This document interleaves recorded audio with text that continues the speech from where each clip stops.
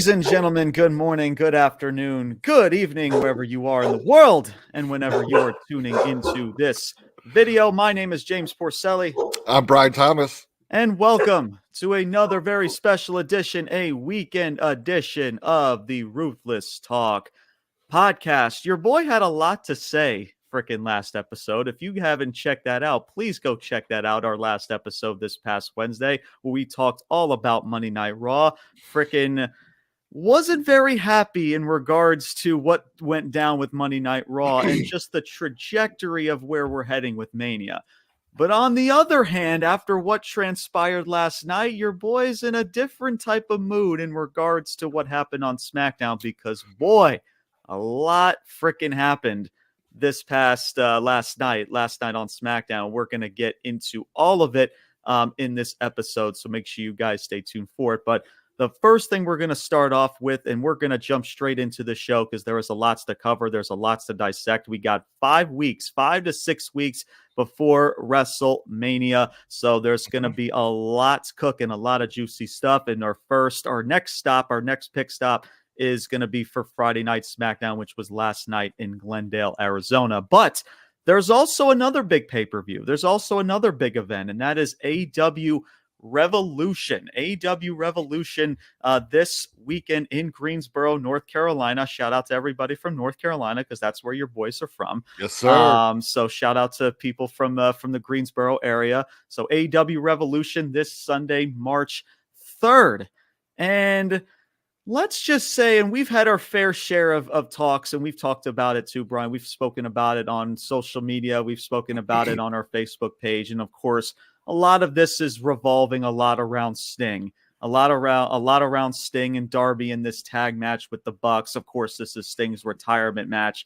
It is going to feel, it's not going to really settle in until maybe the day after or two that, well, man, like Sting's, he's done. He's no longer going to be doing this wrestling thing anymore. So it's definitely going to hit differently, I'm sure, for people like you, Brian, and others. But I will say, man, I am really looking forward to this because if you guys at least have not been paying attention to what's going on in the AEW world, this shtick going on with the Bucks as well as with Darby and Sting has been done very, very well. Yeah. The Bucks, again, I've spoken about it so many times. This whole EVP shtick, they've embraced it, just being power hungry, taking that name and taking advantage of the power that they have and using it to their advantage. It's really, really good stuff. And dare I say, it's probably the best shtick that they have pretty much done since they've started in AEW for the last freaking 5 years. It just feels organic. It just feels like,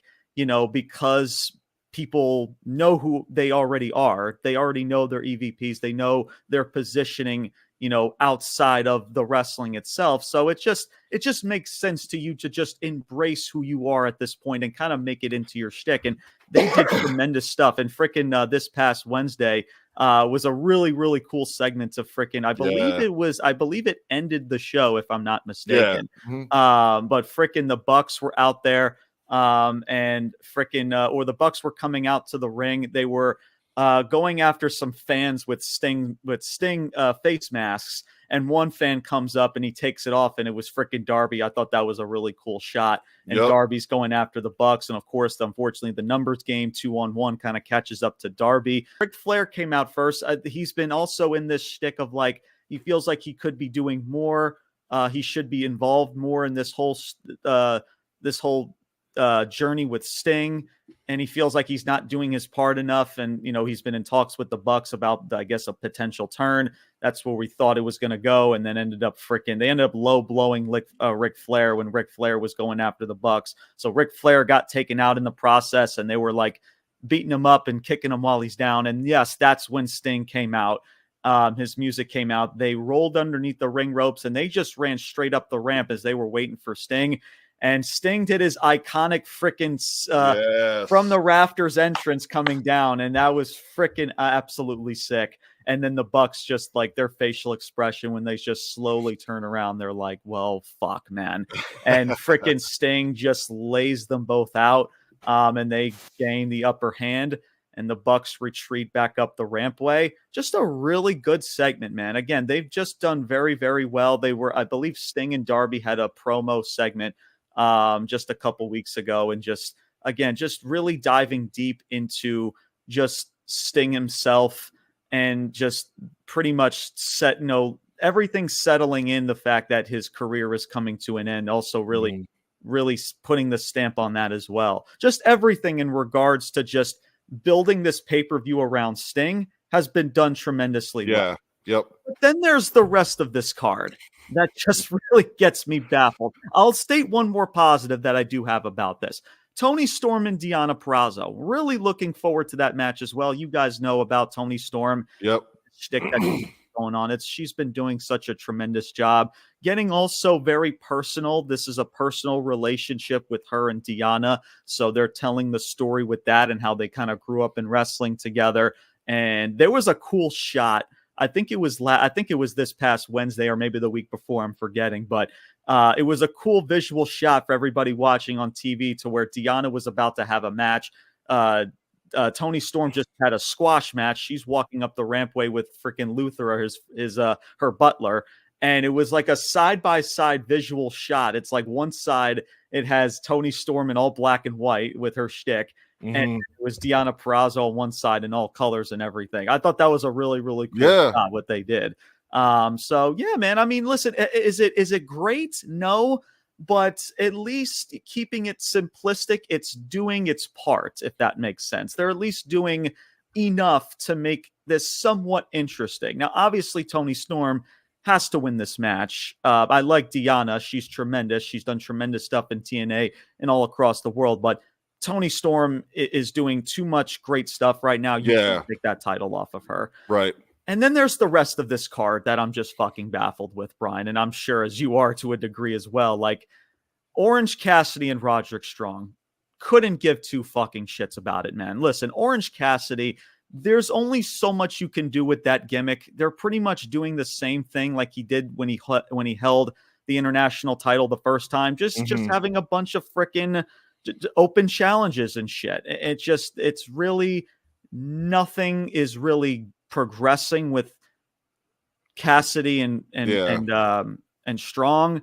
It's just very odd how we just keep doing the same thing. You can only do so much with Orange Cassidy's shtick. And yes, it's going to be a good wrestling match. I get it, but like that's it. that's all you got. And then you got Kingston and Bryan Danielson. Love those two. Love freaking Bryan Danielson and love Eddie Kingston.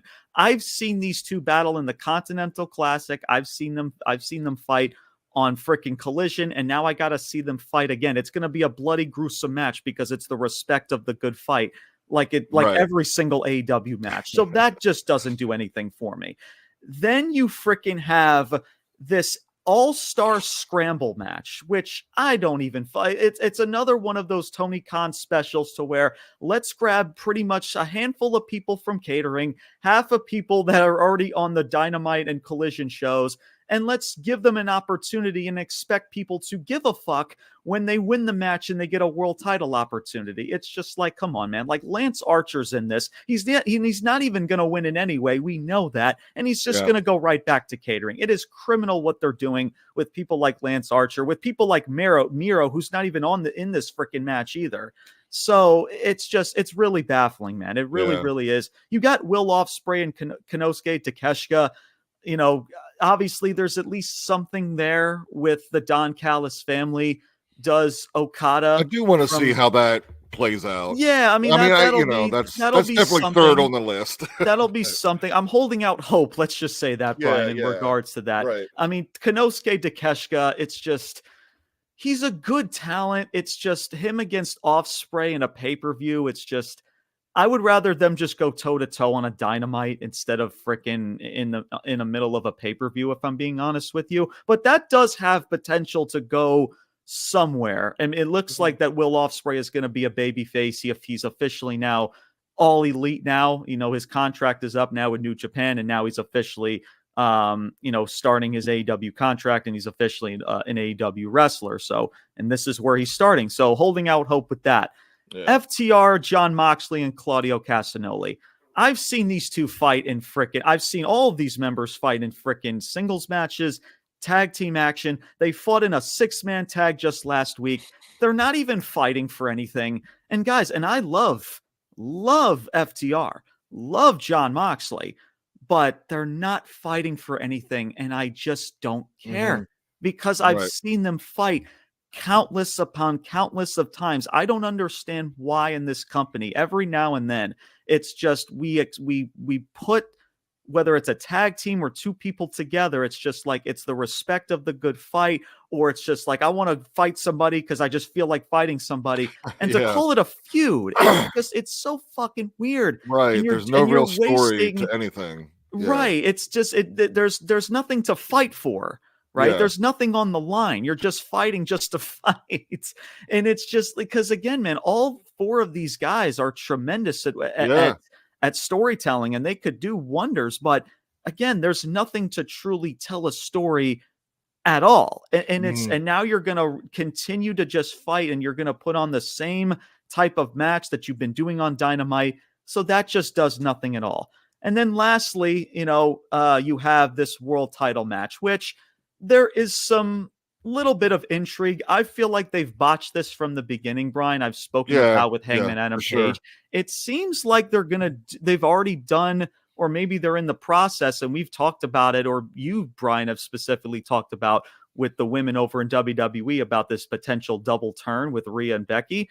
It seems like now with Hangman Adam Page in the fray, that's kind of seems like what's going on here. Hangman Adam Page went out there this past Wednesday, and he was kind of like portraying this knee injury. He says he wasn't going to compete. Swerve Strickland was kind of like, he kind of let his guard down a little bit as Samoa Joe was out there. They're talking shit. He talked about frickin' Samoa Joe go back to frickin' wearing a poncho frickin' 2 years ago. I thought that was a really good line.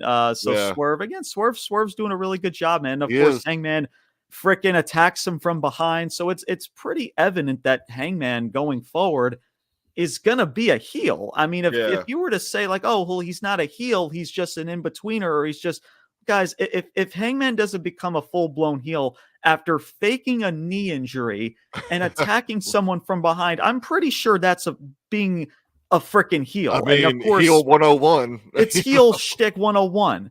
As well as, of course, you got Swerve, who's very well beloved from the fans right now. He's a baby face right now. So yeah, and that's where we're at.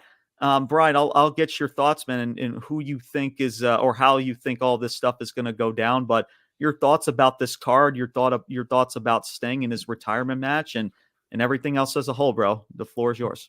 Yeah, man. Let me first, I want to shout out Richie Mars. I had the privilege of being on his podcast last night, and we did a whole retrospective of Sting, for this upcoming weekend. Awesome. So he'll have that out, I'm sure, in a few days, but go check that out. Richie Mars, Relived and Retold.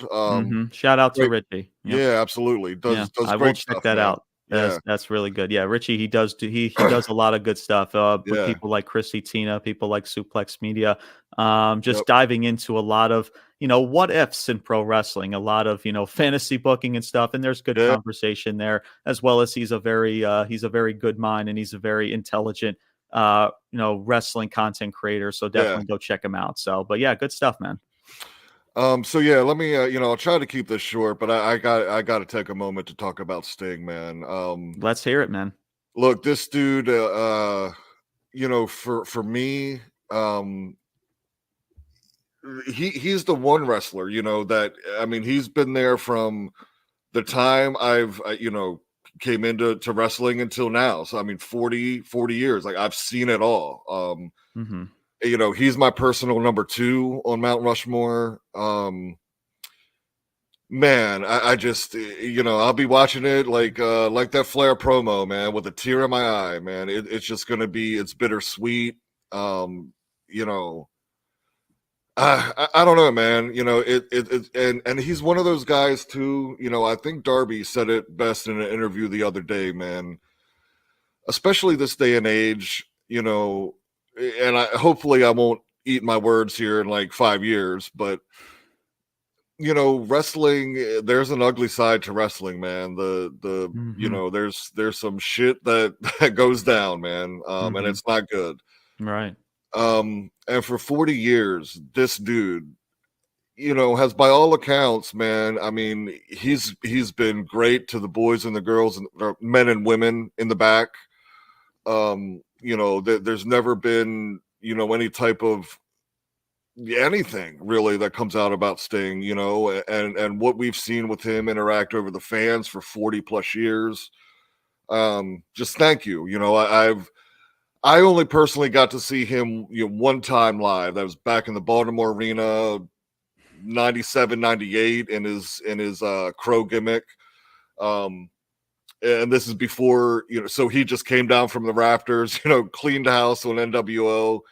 And it's etched in my memory, man, as well as, and I spoke about this on Richie's podcast, March 27th, 1988, man, that Clash of the Champions, that show, that match between Sting and Flair, that solidified my wrestling fandom for until now. I mean, that was it. He was my guy. So really, man, just, thank you for all decades of good shit, man. And Darby said it, it's one of those things where, like, you meet your heroes and, they disappoint you. We tend to put people on pedestals, and we're all human and we're flawed. But Sting seems to be one of those people that he's everything that, he's said to be. You meet your hero, and he's what you thought he would be, and that's fucking awesome, man. So from all that, from being a company guy throughout the years when maybe he shouldn't have, because there's many instances throughout his career where he kind of got fucked, but he went through it, just came out the other end, and it has been a legit star for 40 years. So shout out to Sting. It probably won't really set in until, a little bit afterwards, but just thank you for everything, man. This will be the first pay-per-view I've bought in so long, just for that reason, because I was trying to get there. I wish I could be there. It's not that far from us, but financially it just doesn't work out. And man, so I'm gonna be sitting on my couch and legit with a tear in my eye watching that match, man. So really looking forward to that. Can't say enough. And how AEW has done this, they've done it well for where Sting is in his life now at 60 plus years old. This has been a good story. I think it's the best the Bucks have been, in the entirety of AEW. Yeah. It's furthering along Darby, which I think is great. So yeah, looking forward to all that, man. Now we get into the rest of the card, and I'll keep this short. Obviously looking forward to this Toni Storm match, just like you. I think she goes over here. She's just doing too much, too well right now to take that title off of her. The other one, the championship match, Samoa Joe, Swerve. I agree with you. There's got to be a double turn here. Where do you think they go from there afterwards? I mean, do you think it'll be is Swerve going to feud with Joe, or probably? I mean, I would hope so. I mean, it can't be Swerve and Hangman again. Like, good Lord. No. Guys, I'm telling you right now, if I see Swerve and Hangman in the ring after this, I swear to God, I might slam my head through a fucking wall. Because, like, good Lord. No, I think, honestly, Swerve and Joe, you're going to see that match at some point after this triple threat match is over. And I do think that it's going to settle one-on-one. If Samoa Joe retains the title, he's not going to take the pin. It's Hangman that's going to take the pinfall. Right. And I'd say he's got it. I think Samoa Joe's retaining here. Yeah. I mean, listen, I get it. He's not going to hold on to that title very long, but I hope that the company has the decency to at least have Samoa Joe in his first. I mean, he's second Have him title lose reign if you want to one-on-one. count Yeah. freaking Hook, but like his first pay-per-view title defense, and he's gonna fucking lose that shit. Like, come on, man. Like, this is still Samoa Joe. I don't give a shit how old he's gotten. The dude is still a fucking killer. Like, have the decency to have him at least walk out, because if Swerve is gonna win this championship and he's gonna be a bona fide babyface, that match should be one-on-one. I'm sorry, but it should be. Absolutely. So Samoa Joe will probably win this championship, and Hangman will take the pinfall. I don't know where Hangman's going to go from there, because he's a bona fide heel now, which is going to be interesting. I know, so then, I mean, that kind of eliminates, like, he's still not going to have anything to do with Undisputed Era, which is fucking baffling. That's what I'm saying, bro. It just doesn't make sense to even have Hangman Adam Page in this situation anyway. Like, if you want to have him go after Samoa Joe in the future, that's fine.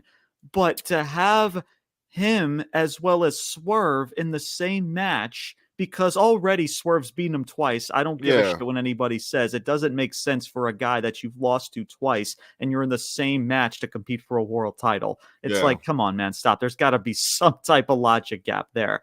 So, yeah, and then the whole Undisputed Kingdom thing, it's just, I don't know. It's just, exactly. Who knows? I don't know what to describe it, man. They're not doing anything. Yeah. They're legit not doing it's like they're holding out to where MJF comes back, or whenever Cole, MJF comes back. I don't know. I mean, Roderick Strong's involved with Cassidy. No one gives a shit about that. They're just going to have a really good wrestling match. And that's it. Frickin' Matt Taven fought a frickin' what was a Texas death match against Orange Cassidy, like, just freaking out of the blue. They're not doing anything as a faction. Freaking Wardlow has just been in squash matches again. Hopefully, maybe Wardlow's freaking booking starts to pick up after, again, I spoke about that promo that he cut. It was one of the best promos he cut.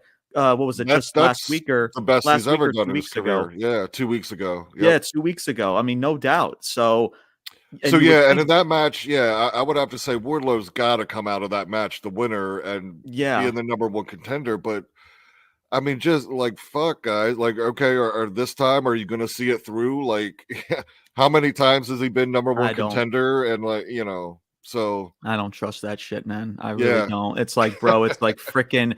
You're going to have to prove it to me that you really give a shit about Wardlow's booking before it's just like, well, look at the promo we cut. See, they're going to really, I'm like, guys, come on, man. Like you're going to have to do a lot more than that. It was a good promo, right? I'll start with there, but you got to keep going for me, making me really believe that you have something for Wardlow.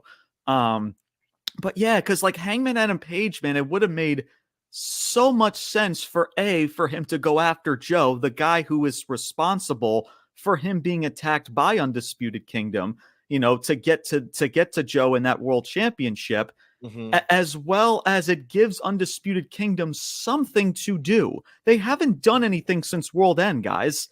And they've been pretty much, I dare I say, irrelevant, because they haven't done shit. Adam Cole is on the shelf still. And again, and I don't know if they're just holding out hope to where MJF comes back and Adam Cole gets healthy. It's really fucking odd.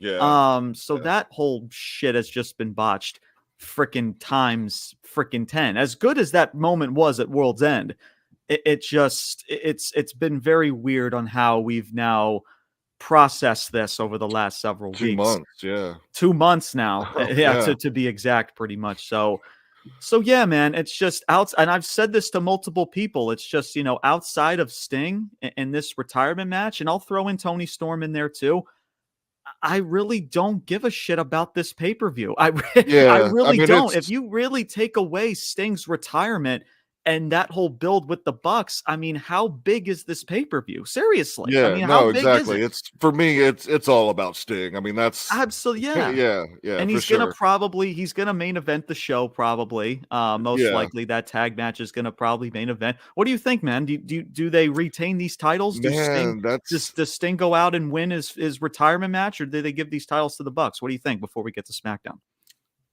It was fun going back to, throughout Sting's career, Sting's always, I can name, a few, like, even a Cactus Jack, where he he very much heavily helped establish Cactus Jack back in the early 90s. Yeah. Abyss to some degree. Abyss. Take it or leave it, but so I think I think Bucks are winning here. I think he's, I think he's gonna kind of quote unquote do the job, whatever, put him over. I think the Bucks are winning. Because I think that just makes more sense. You still got to do kind of what's best for business here and like progressing the story. I mean, would it be better to have the Bucks win and now they're tag champs as opposed to now Darby's holding and tag titles and whatever, he drops them or relinquishes it or whatever. I mean, it's so yeah, I think Sting and Darby are losing here. But it's gonna be, I'm just really looking forward to it, man. Especially when you have what WWE did to him and this, I'm just happy it's going out on a good note. Yeah. Yeah, no, for sure. Absolutely. And again, shout out to Sting, man. And again, of course, for somebody like me that wasn't able to really watch Sting's, career in full, but your boy's got something that's called freaking the social media and the freaking internet to go back and watch Sting's freaking iconic moments and all this stuff. And it's just, and I've grown to, definitely gain that respect as well as look at Sting as somebody that's larger than life in this industry. Yeah. And, man, and God bless him, man. At 60 plus years old, he's still freaking rocking. And I'm sure if he really wanted to, he could probably go another freaking year or two if he truly wanted to. But let me just close it with this, man. I'll just thinking of some matches, man, for the wrestling community to go out there and check out. Like the whole card on Clash of the Champions 1988. Look, the production quality is shit, but the match card, man, that was a damn good match card, man. Sting versus Cactus Jack at Beach Blast 92. Awesome match, man.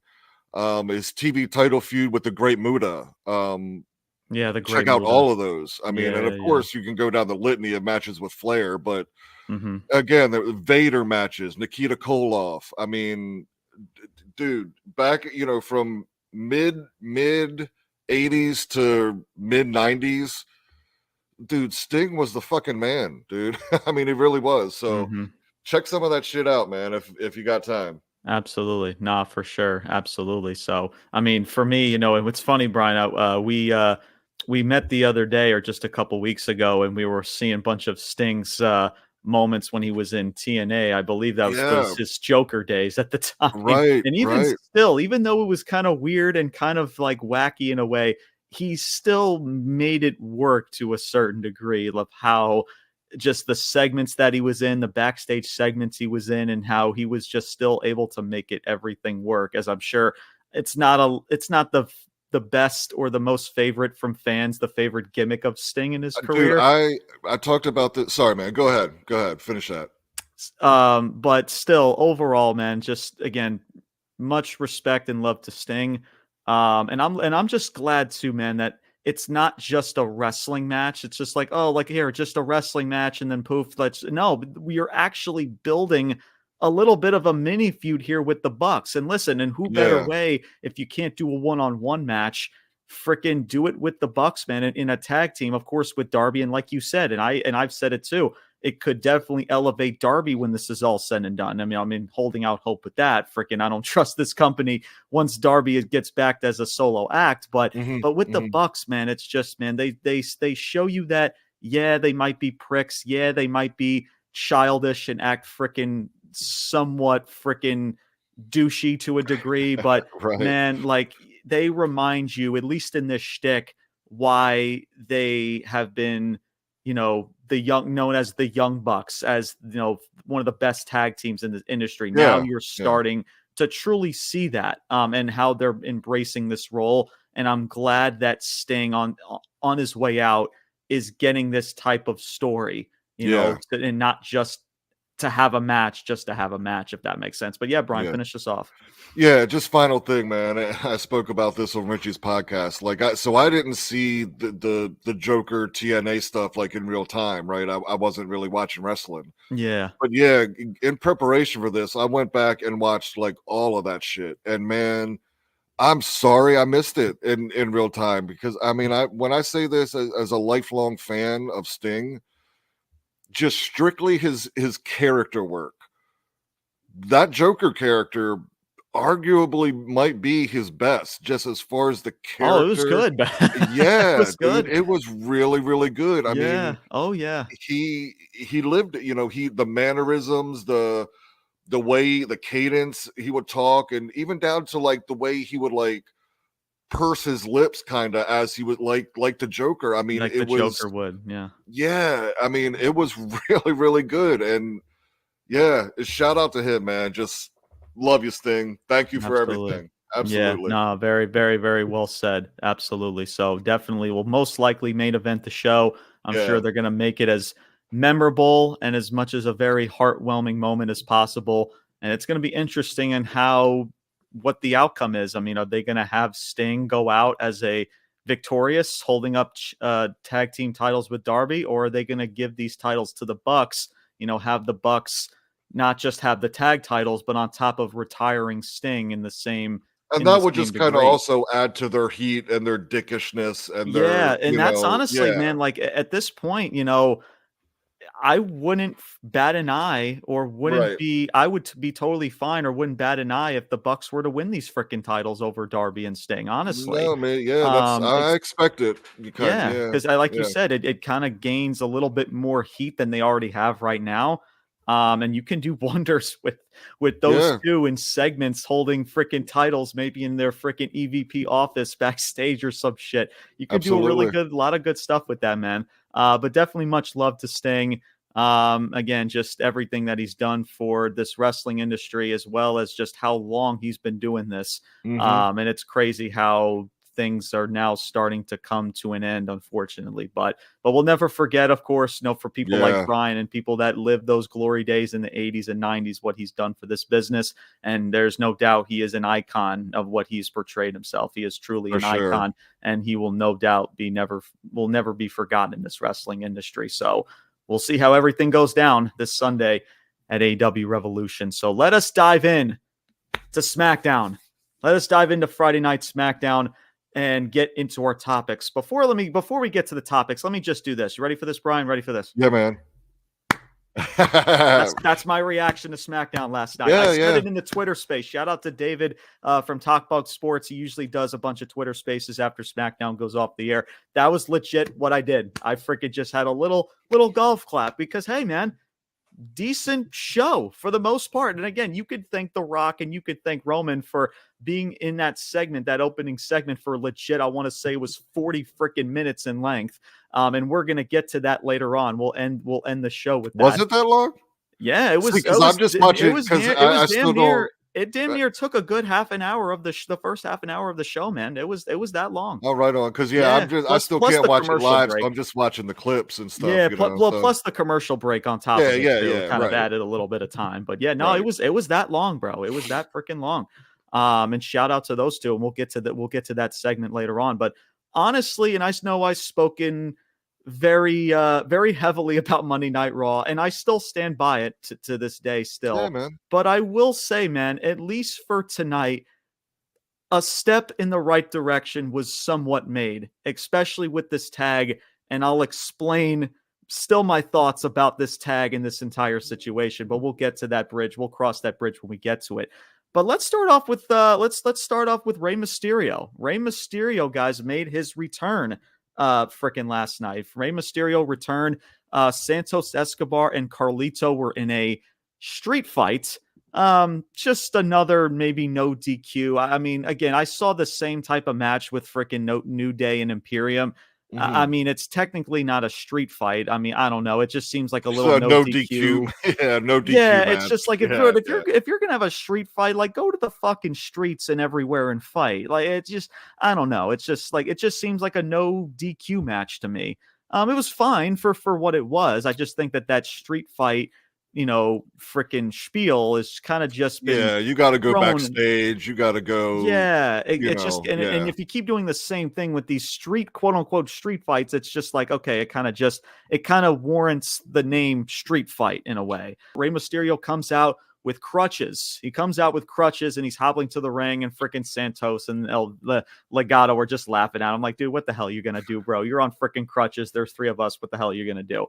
And they start kind of like, walking up the ramp towards him. And then that's when freaking Rey Mysterio just grabs one of the crutches and he starts wailing at freaking everybody, starts taking out everybody. The freaking the reinforcements with Carlito and LWO kind of came into the fray. And freaking he got Santos Escobar was the last one left in the ring. He got a freaking apple spit in the face by Carlito. Yeah. He got a 619, and then he got sent through a table. And Rey Mysterio and LWO stands tall. Now, really good stuff. It's good to see Rey Mysterio back. Of course, we all have love and respect for Rey Mysterio. Will they push this to Mania? I can honestly see them just having this entire, dare I say, this multi-tag match in the middle of a SmackDown. You're already seeing it with Cross and Bobby Lashley next week. Mm-hmm. So who knows how much care and effort they continue to put into this. The only critique I have with this segment, I mean, the match is fine. I mean, you could take it or leave it if, quote unquote, again, street fight. But the only critique I have about this, Brian, is that I don't know if I would have had Santos get laid out right then and there. I would have had like Legado and Santos kind of retreat to the back, retreat through the stands, trying to find maybe a cab or a getaway vehicle. And freaking Rey Mysterio and LWO are like on their tail, and they barely freaking get out of the arena with like an inch of their life or something. Mm-hmm. And it kind of leads in suspense of like Rey Mysterio and LWO, like they have to get their hands on Santos Escobar and this faction, right? Mm-hmm. But just right away, you already get that satisfaction. Like, all right, well, we just took out the fucking heels, and now it's right. now I guess if to be fair, I guess you want to say, well, it's like that wasn't good enough. We need more. Like, that little, putting you through a table wasn't good enough. Giving you a 619 wasn't good enough. We want more. And maybe that's when they, freaking start making challenges for a freaking tag match or whatever the hell. But that's something I would have done, man. At least make it more fun. To a degree, like have them try to find a getaway vehicle backstage, and they're getting chased by Rey and LWO. That's the only critique I would have had. But Dre got a freaking massive pop from freaking Glendale. It was really good to hear that as well. So, yeah. And I mean, obviously you're going to see, it's probably going to be Rey and Santos, which is why I think they're going to have this tag with LWO and Legado probably on SmackDown to kind of add that little layer for once we get to Mania. It's probably going to be Santos and Rey Mysterio in a one-on-one match. So, but Brian, your thoughts, man. Rey Mysterio returns and he's back. Your thoughts about this upcoming match between LWO and Legado and everything else as a whole? Yeah, welcome back, to Mysterio. Good to see him back. And I think this is the story and the characters that are going to be involved in this up to Mania. Because, I'm thinking, in all honesty, while we're talking about retirements, man, I mean, this very well could be Mysterio's last Mania. It could be, yeah, it could be, and so he's already had this story with the LWO, and now he's coming back. I mean, that's, you can't pull a 180 and try to throw him in something else right now. So, however this plays out, this is going to Mania.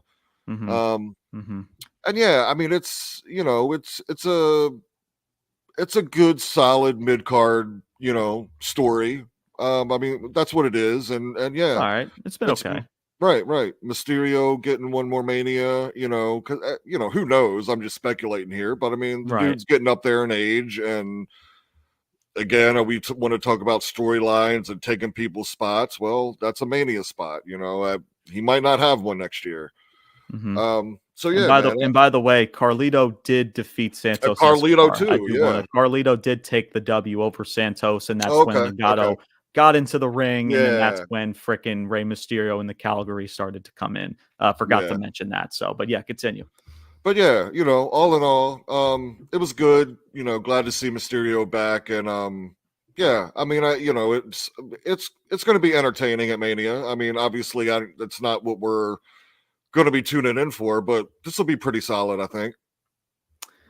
Yeah. Again, it's I kind of go back to the turn and how kind of awkward it was to a degree. I Mhm. thought the turn itself could have been better when Rey Mysterio was put on the shelf. But yeah, Right. no, I mean, I think they're gonna this at least again, I'll give them 5 weeks to see what they do in regards to it. But yeah, no, now that Rey Mysterio's back, it seems like things have kind of just been, dare I say, kind of put on hold with Yeah. everything Yep. since, and now that Rey Mysterio's back, now that you've got 5 to 6 weeks left, now we can kind of start to pick things up and really dive into this now that Mysterio is back in the fray. So it'll be interesting to see where everything goes in regards to it. But yeah, man, I would have just done a little bit more with that entire post-match curricular activity afterwards, man, instead of Yeah. just like the faces already getting the redemption over the heels, right? Like make your audience continuing.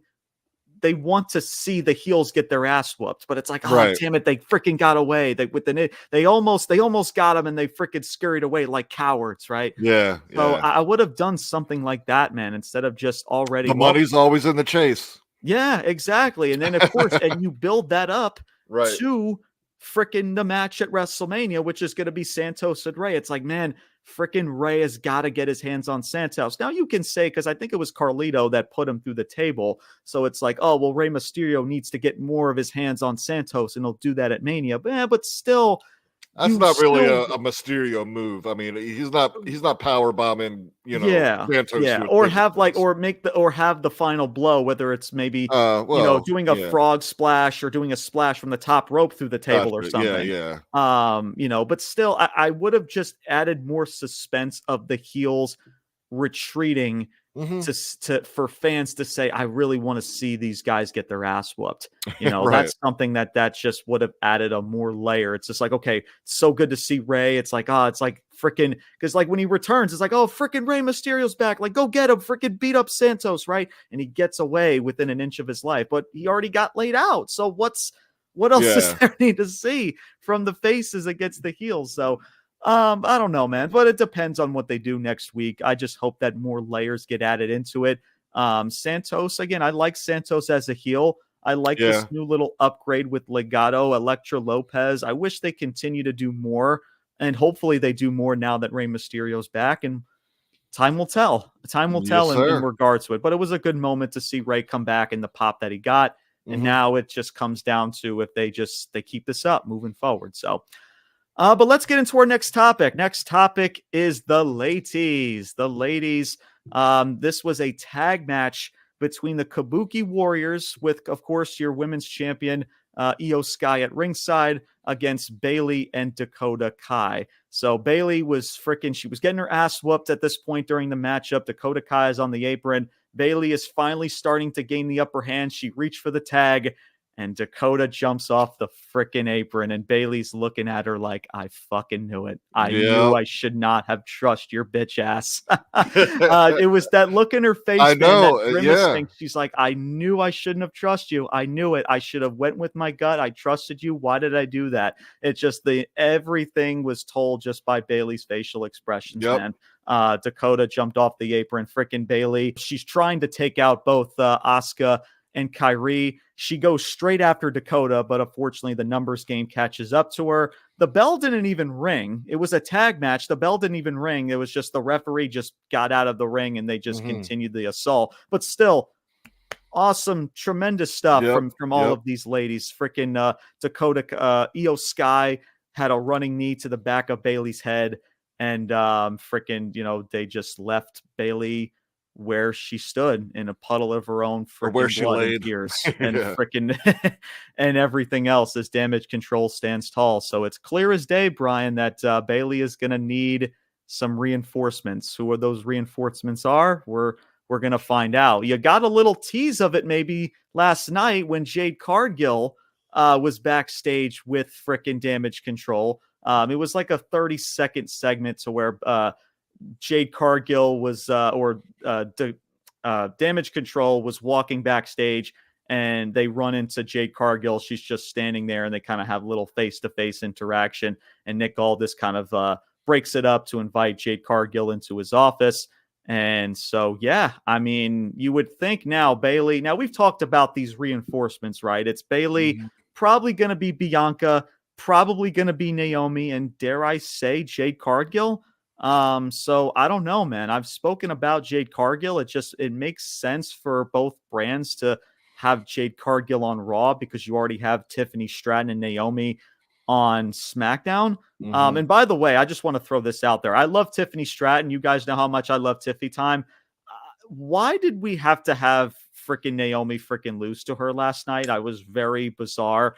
Ever since, like, listen, man, it's just, I don't know if the writing was on the wall that she was the first eliminated from the chamber, but man, dude, ever since don't put her back there. You come on, guys. Yeah, I know. It's very fucking that pissed me off too. As much as I love Tiffany, I like Tiffany, and it's great that they're really trying to build her up. But come on, man, what about Naomi, dude? Naomi did not have to be in that position freaking last night.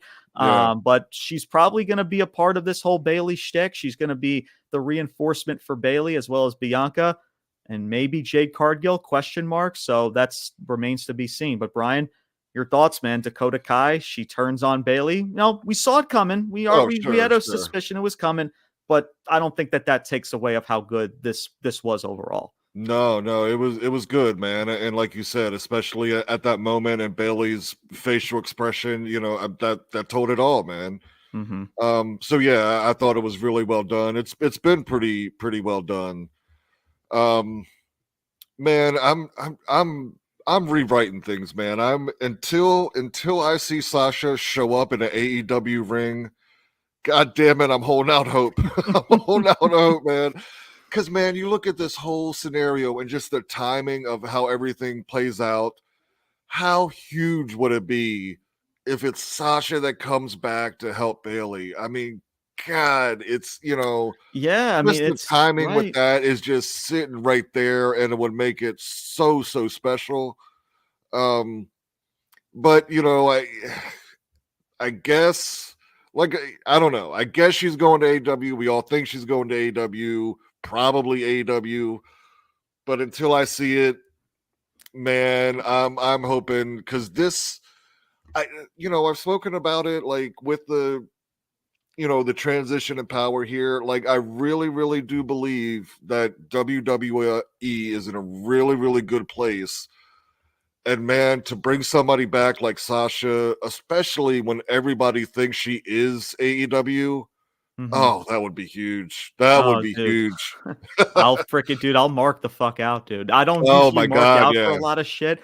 I try not to be. I would too, man. Show my fandom a lot, but dude, I will mark the fuck out if she comes to AEW and she aligns herself with Bayley. That would be something, bro. I don't know, man. It's at this point, man, I'll believe it when I see it to a degree. Because now it's starting to look like that she is probably AEW bound with this whole weekly pay-per-view that AEW has, Big Business, that's going to be on March 13th coming up. That's in Boston, so it kind of tells you that big headline is going to be her making her AEW debut. But no, I mean, it makes, for Bayley's sake, in regards to needing some friends, what better way to call up one of your best friends that's freaking Sasha Banks, freaking Mercedes. So, but I was going to ask you too, with the, considering, storylines and who's involved where, like, give me 2-3 women. You mentioned Cargill, and I had mentioned Naomi too, but I wonder now if they're putting Naomi and Stratton in a feud, which I think would kind of eliminate Naomi from that. So I mean, just anybody pop in mind of, like, who? I mean, for a feud between Tiffany and Naomi, that would be interesting, since you already had the matchup last week, or just last night. Right. Again, I was thinking Tiffany and Bianca in the feud. They've teased that over the last several weeks too, right. Which I would freaking love to see. And speaking of Tiffany, okay, so if we got Stratton, right, and yeah, I agree with you. I think it's probably better with Bianca, But whether it's Bianca or Naomi, you have to eliminate one of those women because then they're feuding with Stratton. So Yeah. like, who else on the roster? It would have to be a Probably. somewhat a big name. I don't know, because I would say Selena, but she's going to be involved with Elektra Lopez and Ray and the Yeah. LWO, so it Yep. can't be her. A Michin, maybe, because that's the only. I guess in that regard, they would just try to. I'm just thinking of the mind of what WWE I creators would know, do. right? They would Yeah. just be as lazy as fucking possible. Let's just throw in frickin' Michin, Mia Yim. We haven't done shit with you, but here, you want to be a Yeah. part of Bayley's frickin' reinforcements? Here, come on, right ahead. And I mean, another she. name who, Go sorry, ahead.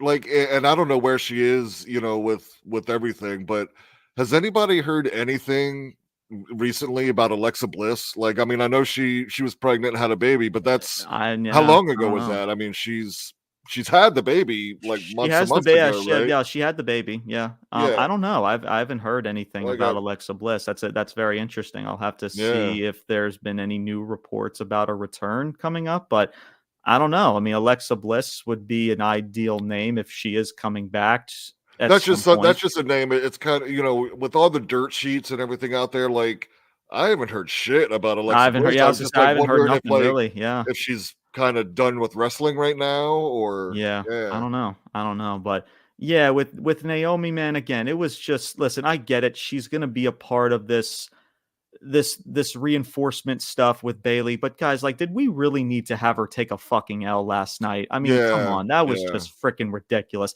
You could have had Tiffany Stratton go out there, wrestle against a jobber from Glendale, Arizona, and would have been done with it. You could have done the And it's just the moonsault same and thing with Naomi. Let's right build my Naomi here a with little bit, Naomi too. Yeah, Yeah, absolutely.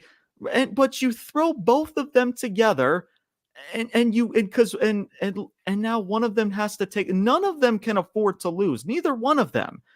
And then Naomi, I guess, is the one that's getting the short end of the stick. And it's really yeah, pissing me yeah, off. It yeah, really doesn't make any sense. I mean, this woman was on top of the TNA women's division. hmm, And now she comes back here. And now she's just, at least as of right now, I get things can change, plans can change, but yeah. it's just, she's just right back to where she was before she left. It's Yeah, fucking weird. I expected her to be, in a little bit elevated position returning than what she's gotten so far. But, Right. It's just it you doesn't know, make sense. Like, why yeah, would you just have her go out there, take a freaking simplistic L to Tiffany Stratton? And I get it. Tiffany Stratton's great. sure, She's gonna sure. be a tremendous star. By the way, she's been getting really good receptions from people as of late too, Brian. I don't know if you've noticed that too. She got a really good reception in Australia in that freaking Yeah, chamber yeah, match. She was the fan favorite.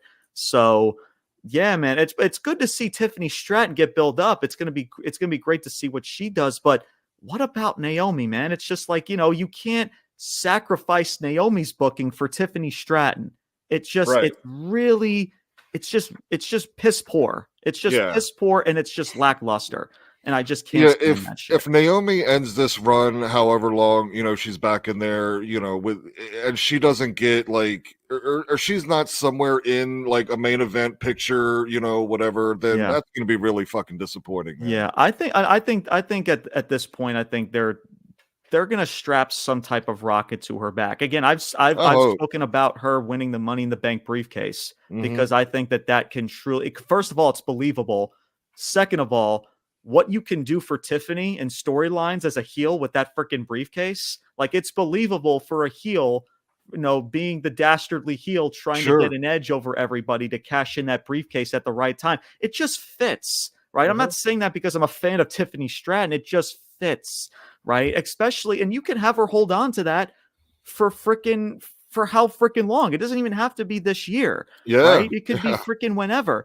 People say like, "Oh, well, Damian Priest is holding onto a briefcase and he doesn't know what to do with it because he's still holding on to it." Guys, the problem is that Damian Priest should have never won the fucking briefcase. That's the problem because he wasn't as white hot the way LA Knight was at that time at Money in the Bank last year. But now you have Tiffany Stratton, who is really getting a lot of good reception as of late. Yeah. Frickin' strike while the iron is hot, and this coming summer, give her that fucking briefcase because at that point in time, people would want to see her hold on to the frickin' briefcase. It's just Sure. that simple. Yeah. You Yeah. don't It use really the is. briefcase You don't use the briefcase to hope and pray that they get over. You use it Right. that someone's already over and well liked with the freaking crowd and Yeah, have a connection. You know what I'm saying? It's so absolutely. frustrating, bro. So as well as Sami Zayn too, because of course it's going to be in Toronto, Canada. And if they were ever to give Sami Zayn the Rocket at some point, now again, I've spoken about Sami Zayn going up against Gunther. And I think at this point, whether it is Sami Zayn or maybe a Chad Gable, Sami Zayn is kind of the only realistic option that they have for Gunther to face at Mania. And dare I say, even beat freaking Gunther at Mania. Because at some point, man, Gunther, he's got to get to that main event title picture at some point. He's done his dudes in the mid-card scene, and it's time for him to blossom, man. He's a peacock, damn it. You got to let him fly. Freaking shout out to everybody that knows that reference. Yeah, Brian, continue. And shout out to Gunther, because while the world title, over on Raw is something that was just created last year, so it doesn't have the history of the lineage or whatever. Yeah. But Gunther has made that intercontinental title just as important, if not just a notch below that world title. And that's because of Gunther, man. So absolutely. No, for sure. But yeah, no, really good stuff with the ladies all around. Again, even though, yes, it was predictable. It was so predictable. We all knew it was coming. Shut up. Shut the fuck up. Okay?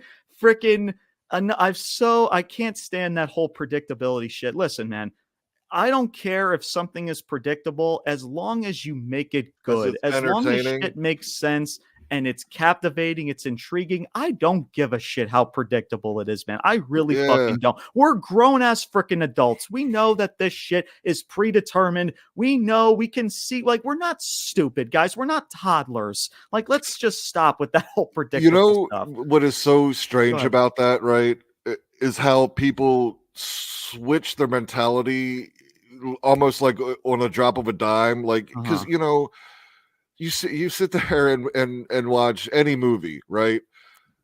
Part of the fun part of it sometimes is even trying to figure out what is going to happen. That's part of it, right? Exactly. So why do you have a different mentality in this realm? I don't, right? It's like any great movie that you watch. You may know what the end result is going to be of the movie, but you're still going to watch. But if they tell a good story up to it, you're still going to watch it because you're captivated by it. So who fucking cares? Yes, I get it. We like to be surprised, right? That adds to the story. I get it. But you don't always have to rely on just the surprise, man. You don't. It's just unless you're surprised, then the story sucks because I see it coming. It's enough. It's just right. Yeah. But good stuff from these ladies all around, man. For sure. So we'll see in regards to Bayley. And again, I can make the argument that these ladies honestly deserve to main event night 1 of WrestleMania. I truly freaking still believe that instead of this freaking tag match, which we're about to get into for night 1, that's already pretty much evident. But yeah, really good stuff from all these ladies. They've really kicked things into high gear since Bayley made her decision to face Io Sky. And we'll see how things go, man. But all of these ladies all around, really good stuff. Really good stuff overall. Absolutely. So let's get into this final topic, man. Let's end things with a freaking bang. And what better way to do that than with the bloodline, than with The Rock, with Roman, and all of this shit that me and you, Brian, have spoken about heavily and have rammed into a wall for quite some time now at least for the past several weeks and months. So The Rock and Roman Reigns. Well, Roman Reigns, of course, started the night off. He's out there. This started the show off. This entire segment, guys, was legit 30 to 40 minutes in length. This took a really good chunk out of the entire first half an hour of the show. But Roman Reigns comes out there. He's trying to get Glendale, Arizona to acknowledge him, and he's not pleased with the reception. And Heyman's like, all right, dude, let's get out of here. I'm done. Right. Get the jet freaking going. Let's freaking do it. And Heyman's like, whoa, well, we can't go yet. He's about to come out. Of course, talking about The Rock.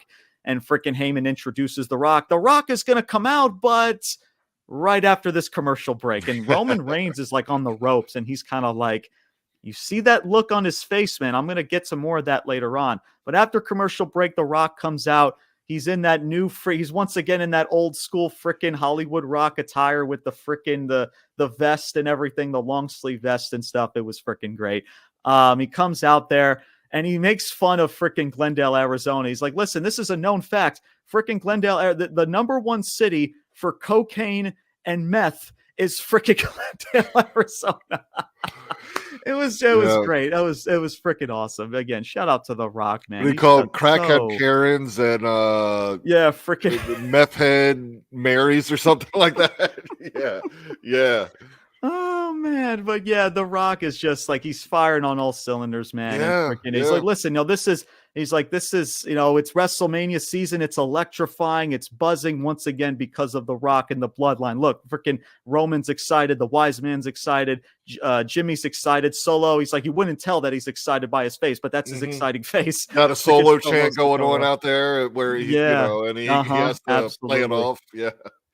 Just freaking really good stuff, man, all around. And then of course The Rock then gets into Cody Rhodes, and he goes into Cody Rhodes about this challenge one-on-one. He's like, listen, Rock, I'll challenge you anytime, anywhere. And The Rock says no, but The Rock has an ultimatum, and he says, listen, tag team match. This is where we get into the tag team match. At WrestleMania, it'll be, The Rock and Roman Reigns taking on your buddy Seth, your freaking what do they call him? Freaking walking emoji or some shit clown. Freaking walking emoji clown Seth Rollins and Cody Rhodes. And he makes it a little interesting. And he says, listen, if you guys win this match, then the bloodline is out of ringside. They're barred from ringside pretty much. You won't see Cody Solo. and Roman match. Yeah, they're banned from the Roman match against for Cody and Roman at night 2. We're barred from ringside for that match. No Solo, no Jimmy, no Wise Man, no Rock, no nothing. But if we win this match, if the Bloodlines win this match, then that match against with Roman and Cody becomes Bloodline rules. So if we want to interfere, we will freaking do that. No rules, anything goes. All this other spiel. And then that's when. So they laid out the challenge. The Rock says a few more words. The Rock's about to do his ending little shtick. If you smell, and freaking Roman places his forearm or his hand onto The Rock, and I was like, and I'm sure a lot of people were like, "Oh no, what's about to happen here?" And Roman was like, listen, I'll do anything for my family, but I need something for you, Rock, or something from you. I want you to acknowledge me. And freaking the crowd's like, what the hell? Freaking, you're going to tell The Rock to acknowledge you?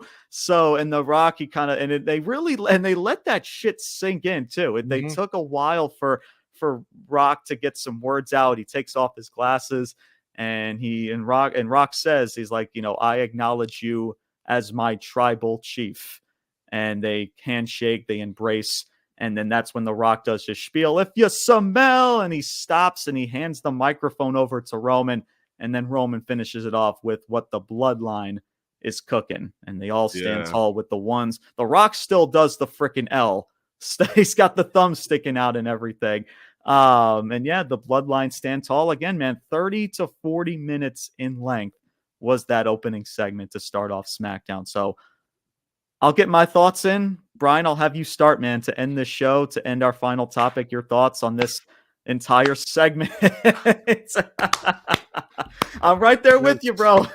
Man, and even before the segment, which I think set this up beautifully, and this is why, part of why I feel WWE is in such a good place, because before SmackDown, before they had the show last night, Rock released that essentially a 21-minute promo, which, man, he lit them boys up, man. I mean, it's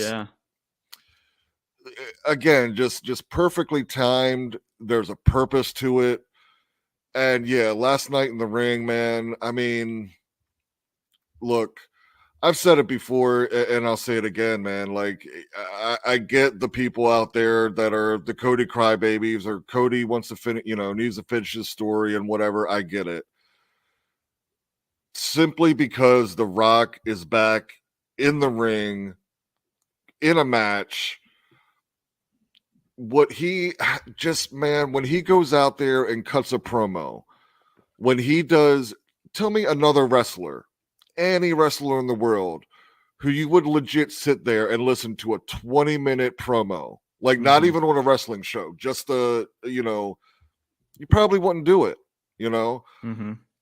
and most people are literally hanging on every word he says, man. He's that fucking good. So yeah, I mean, it was excellent, man. I don't know what else to say. I mean, as far as the match, and Mania goes, man, that's going to be interesting to see how that goes down. Yeah, because, on the one hand, I mean, it's literally a toss up how I could see it going. If Cody gets that 1-on-1 match and finally beats Roman. Or you just stack the odds against Cody again, and Roman retains. Because I'm telling you, man, like this bloodline story, as much as Cody is a focal point, and we're heading into WrestleMania, and there's this story right now.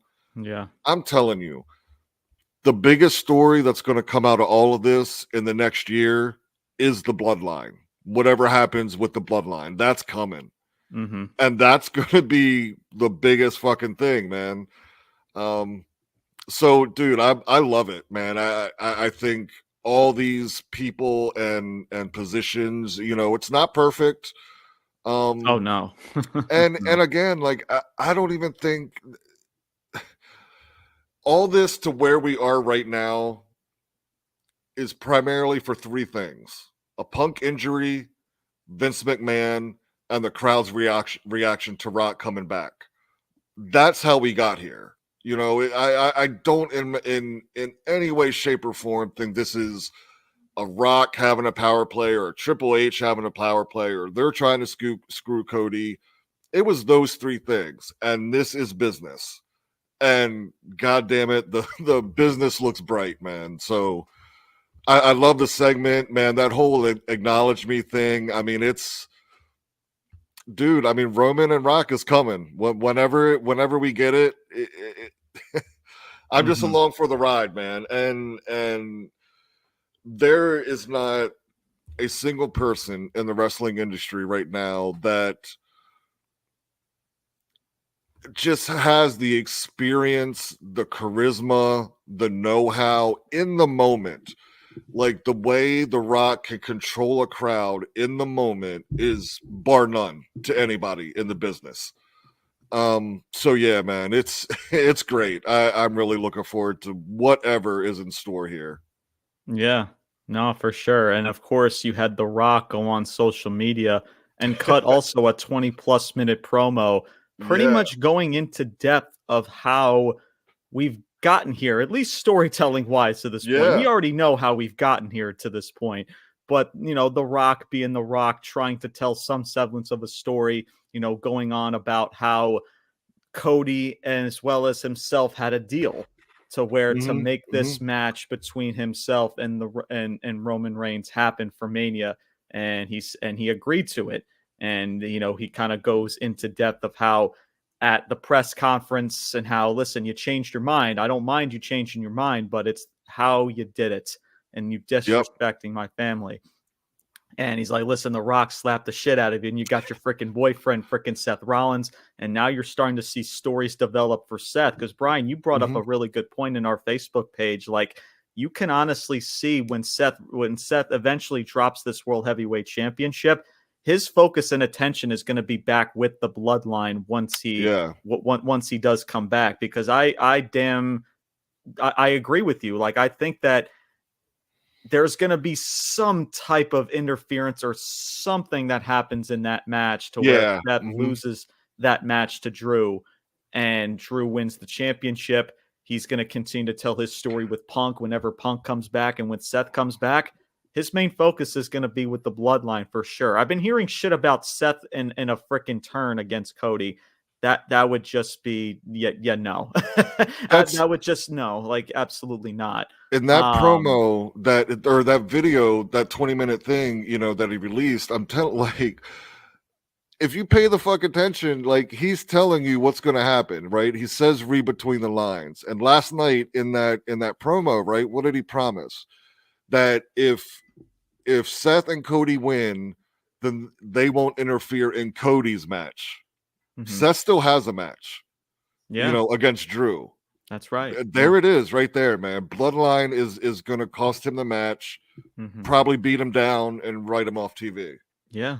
Yep. That's definitely. I think that's honestly the way you have to go about things. To also to have Seth turn on Cody would just make no fucking that's sense. AEW shit right there. That's AEW. Oh my fucking god! Like no, the shit that I hear, Brian.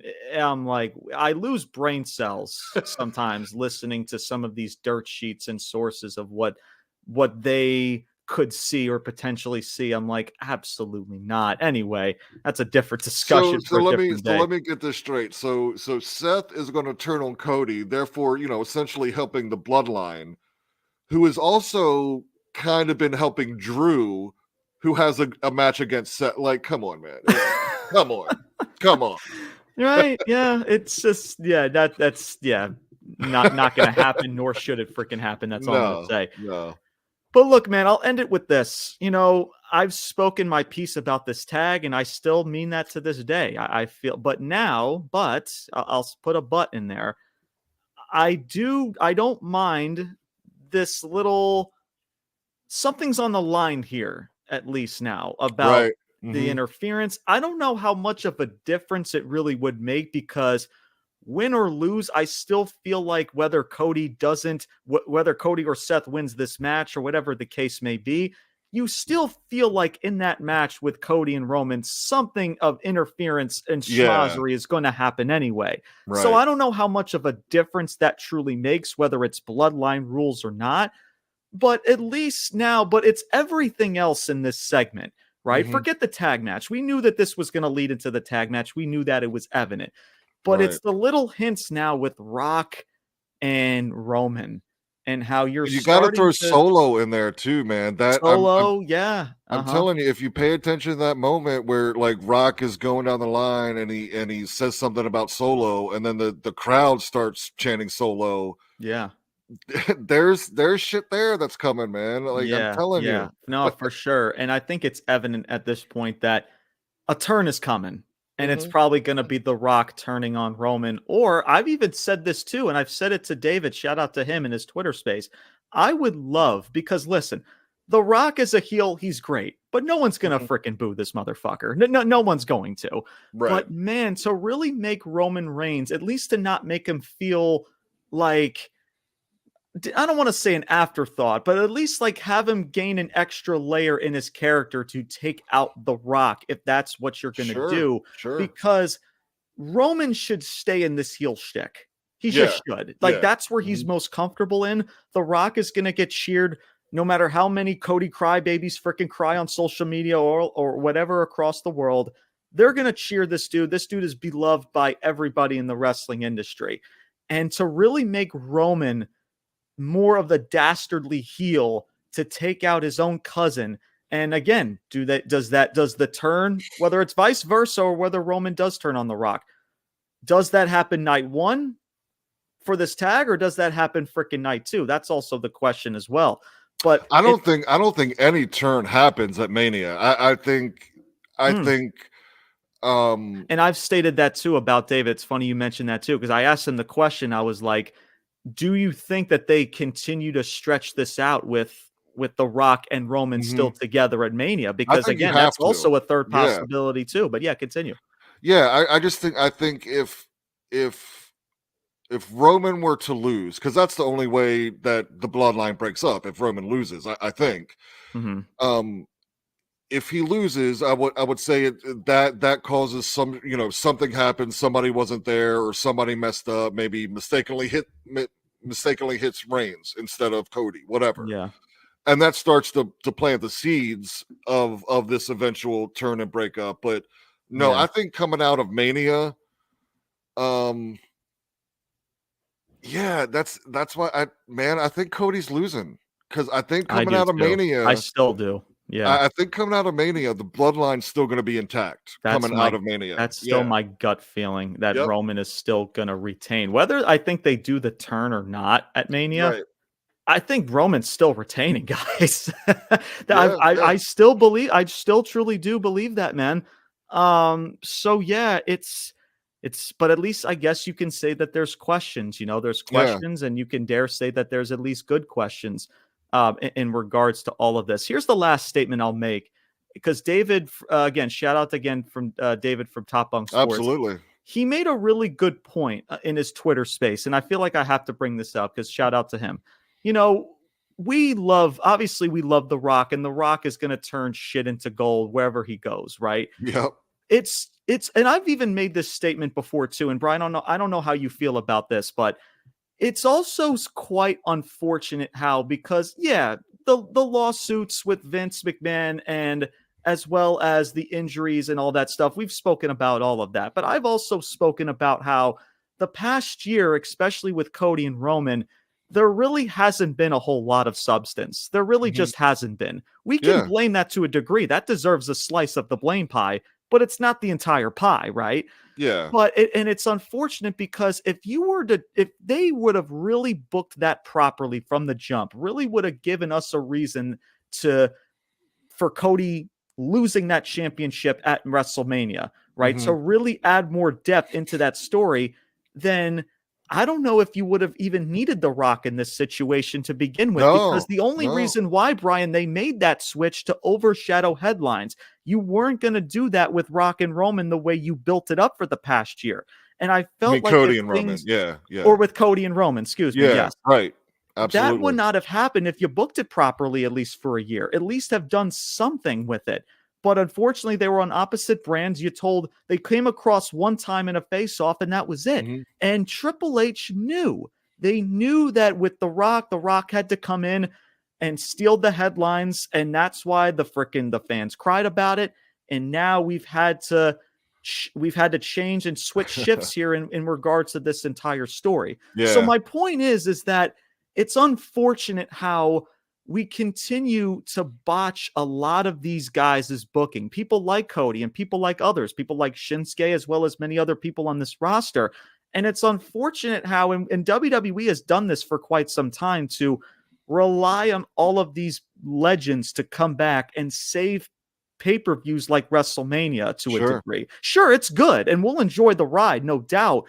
But man, it would have been extra special if you would have truly added that layer with Cody and Roman after WrestleMania 39, because it's evident. I still stand by it. I'm still going to keep saying that Cody should have freaking won last year at Mania. 100%. And it's unfortunate. And yeah, because I agree with you too, Brian. Like, my gut feeling, and I truly feel this in my gut, that Roman is going to retain this championship still at WrestleMania 40. But it's unfortunate that The Rock, yes, is doing great stuff, and he really truly has brought in life back into this whole story with the bloodline. Absolutely. But was it needed from the jump? The answer is really no. Right. And I want to just make that statement from David, because he brought that up, because shout out to him, because as good as The Rock does, because I've even made this statement too, like, The Rock makes a lot of these people look really average today. A lot of these wrestlers today in that locker room, he overshadows them because of how good The Rock is still to this day. Give us a reason why Cody lost the championship, why he needs to finish the story, why he now truly needs to win that championship against Roman, but you didn't do it. You didn't do it. And for an entire year, you fucked up. You told no semblance of a story. And now, because of the lawsuits, which again, it deserves the slice of the blame pie, but it's almost like that you have to continue to rely on these people like The Rock, because nobody else, Brian, is going to break social media records like The Rock. That's going to bring in freaking viewership and everything like The Rock. That's just a freaking fact. As good as we think that people like Seth and Cody are, it's just the reality. So as much as I loved that segment last night, and trust me, I will praise it to the high heavens. I give it a nice little slow golf clap and everything. But going back to what David said, does this need The Rock to be involved? Did this all need to culminate for The Rock to be involved to join the bloodline? The answer is really no, unfortunately. But this is where we're at. And hopefully moving forward, they can maybe somewhat right their wrongs and make this somewhat interesting moving forward. But to end things, Brian, your thoughts in regards to that? Yeah, no, I totally agree with that, man. I mean, if because you remember the build to last Mania, I mean that was huge. You know, Yeah, Cody was absolutely. on fire. Right. And yeah, you know, if they had done things throughout the year, you're right. You wouldn't have needed The Rock. Mm-hmm. But they didn't, and now you do need The Rock. Yeah, Unfortunately, yeah, exactly. yeah, yep. Exactly. But I just want to acknowledge that because again, David made a Yeah. really good point and shout out to him because Yeah, he's they could have for 100% sure right. made it still, you know, if they had done things with Roman and Cody throughout the year, it still could have been, you Mm-hmm. know, I don't know if you could have got quite back to what he was last year, because that was just, I mean, Mm-hmm. that was the biggest babyface little run there that we've seen in Yeah. years, you And know. as well as, and I've said this too, like because of The Rock, Cody Rhodes is finally more over than he was Yeah. going into WrestleMania 39, bro. No one, I mean, listen, Yep. Yep. Cody Rhodes is still a big star regardless. No one's denying that. He's still going to get cheered. People are Mhm. still going to sing his entrance. He's still a top babyface, obviously, of course.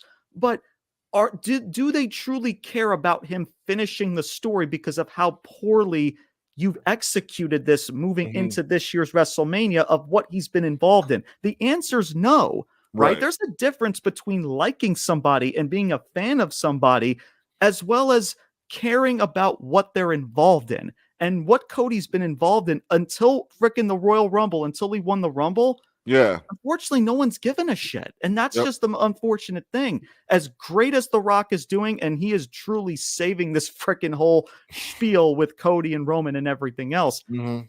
it's just unfortunate that because David is right. It's not needed. But this is where we're at. And hopefully things can go into the right direction going into Mania 40 and they can execute. I'm sure that this company has a lot of big moments freaking they got planned up at this Yeah. point now. You're Yeah. going to probably, could they see a turn? Could you possibly see something in regards to Seth, getting the short end of the stick with the bloodline, losing the championship like we talked about. So again, there's questions, but there's also good questions, as well as this undercard, man. I've spoken about the undercard Yeah, and it's how gonna be good a this damn undercard good can be. undercard, man, for sure. So we'll see how all that unfolds. But hey, I'm gonna do this again. I know Absolutely. I spoken my freaking piece about it. That's right, man. I'm right there with you. I've said my piece about Monday Night Raw. I've said my piece about this entire, at least up until this point with Mania, at least on the Raw side from this past Monday. I've spoken my piece and I still stand by that. But at Mhm. least from tonight, with The Rock on social media and that whole spiel to start off the show, as well as everything else with the ladies and everything else, Yep, yep. this company took a small step in the right direction. Can Braun they Breaker continue that? had a, you know, yeah, I mean, squash match, but I mean, that's what you want to do with Braun Breaker, you Braun know? Breaker, right? Yeah, shout Yeah, out to Braun Breaker, legit yep. freaking spearing out. I think it was Zion Quinn in freaking 8 I don't know. seconds. Yeah, I was gonna say, what um, I mean, there was a 3 count, you know, how long did it take him to actually spear him? You know, 2 yeah. seconds? Yeah. Yeah. So, but listen, man, look, at least for one night. And again, like I said, I told you guys that I'm fair. I keep it 100. I was fair and I was honest with you guys last episode. I'm going to be fair and honest with you now, at least for one night. This company, with The Rock being on social media, with The Rock and Roman in that ring to open up the show and everything else, man, this company took a good step in the right direction, especially, Mhm. and even with AJ Styles and LA Knight. LA Knight was searching for AJ Yeah, Styles. He's yeah. not there. So that adds a little bit more suspense too. So this company for one night took a small step in the right direction, and just hopefully that continues moving forward. Do they? We shall soon find out. But thank you guys so much for tuning into this episode, everybody. This was another weekend edition of the Ruthless Talk podcast. Coming up next Wednesday, we will be talking AEW Revolution. We will be recapping that pay-per-view, talking all about Sting's retirement, talking about the triple threat match, talking about the least majority of those big headlines that come out of that show, Yeah. that pay-per-view coming up. That'll be this Sunday, so hopefully everybody enjoys the pay-per-view. Hopefully it is somewhat of a good pay-per-view, and that retirement is as big and as a feel-good moment as we hope it would be for Sting.